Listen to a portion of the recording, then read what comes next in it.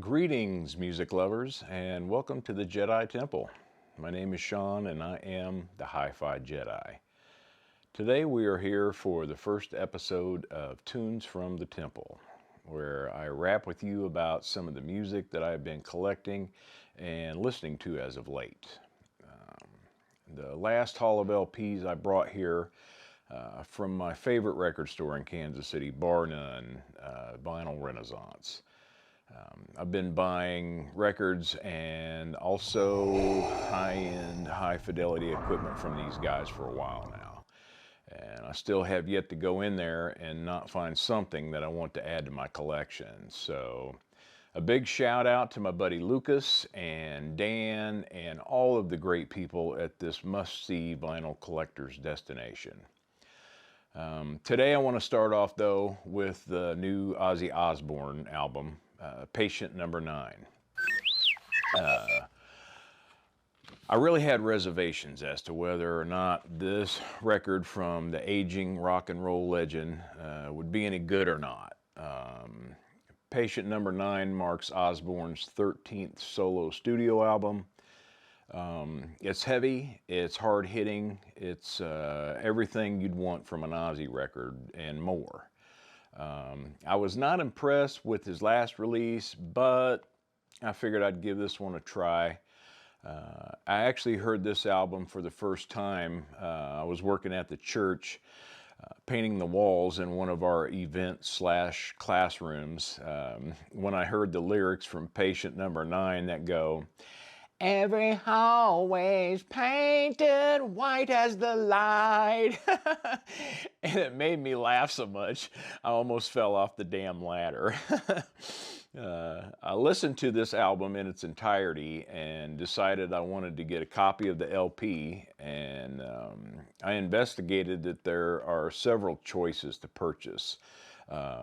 There is a traditional black, Walmart has a gold version, crystal Caraco blue with white marbling, a blue and yellow version, crystal clear, and I believe a UK pressing that is translucent red and black speckle. These aren't the droids we're looking for. It also released on CD and cassette even. Now the tape was like 24 bucks, so I was like, I'll put that towards the one that I really wanted, which is the Indie Collector's Edition LP on Crystal Violet. That also came with the comic book by Todd McFarlane. This is a really great album through and through, and it collaborates with some really big names from rock and roll like Jeff Beck, Eric Clapton, Taylor Hawkins, and Tony Iommi, just to name a few. I want more. So let me whip this bad boy out. And it came in this tear top box that I think that was intended to be a throwaway. So it has a few imperfections to it, but I will figure something out to do with it. As far as the album, it is the Crystal Violet wax, and it's just gorgeous, especially with the light shining through it to the acrylic platter on my pro-ject X2. Usually colored vinyl seems to not reproduce the sound like black vinyl does, but in this case, this is really a great pressing, and it sounds damn good on good old Darth Vader, as you might expect. My favorite tracks on this album include Patient Number 9, of course, but I also just love Degradation Rules and God Only Knows.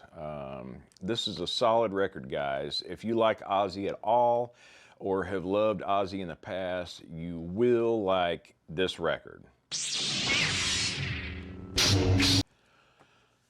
Let's take a quick peek at the comic book that came with it by the masterful comic book writer and creator Todd McFarlane. And this was illustrated by Jonathan Glapion. this is not your traditional superhero type comic book. It's written in a way that is cool to read, and I'm not a big reader. Trust me. All in all, this record was well worth the price of admission, y'all. So, Patient Number 9, I highly recommend you give it a listen. Next up, I want to share with you my impressions of the newest release from one of my favorite thrash metal bands of all time, Megadeath. In fact, I used to live in Wichita, Kansas with a brother of mine, Jason Walsh, and we worked together at Sabaro's Pizza in the food court of Town East Mall. And every morning, a timer would go off on my Kenwood stereo system to wake us up to Symphony of Destruction blasting at full blast. Needless to say, our neighbors liked us very little. But I've been a fan for many years and wanted to see what their new album, The Sick, The Dying, and The Dead, was all about. This is another double LP that came with this really cool 3D lenticular cover art.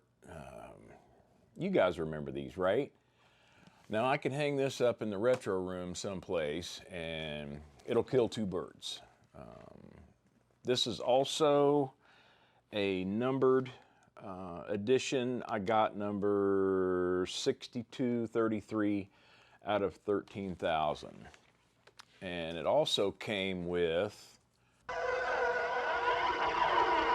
7-inch that has 2 extra recordings on it by the names of We'll Be Back and The Conjuring, which is a live recording that was performed in the pavilion at the Toyota Music Factory in Irving, Texas on August 21st of 2021.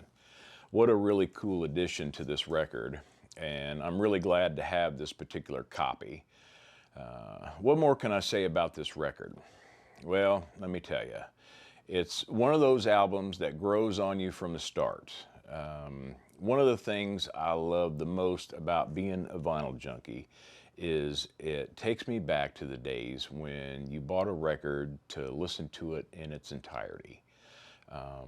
Sometimes you were let down and only had a couple of songs that rocked, and you just wish you'd bought the 45, you know. But a lot of the time you were pleasantly surprised by the songs that were not so mainstream and could appreciate a record for just being a solid album. The little track to this record just grabs you, sits you down in your chair right off the bat with a cool little graveyard crier saying, "Bring out your dead." A couple of songs that I really love listening to are The Dogs of Chernobyl, Killing Time, and Mission to Mars. This record is worth a listen, guys. Megadeth put together some solid thrash metal that does not disappoint, so I highly recommend giving it a spin, yo. Well, everyone, I want to thank you for joining me today here at the Jedi Temple for this first episode of Tunes from the Temple. I hope you all enjoyed it.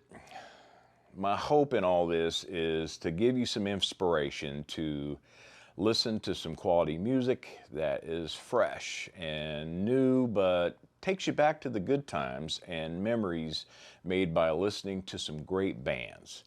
And maybe take a break from all the bullshit and seems to keep continuing to distract us from taking time for ourselves and to appreciate what still is the great American culture.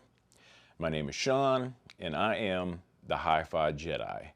So until next time, cue it, drop it, and crank it. Peace out.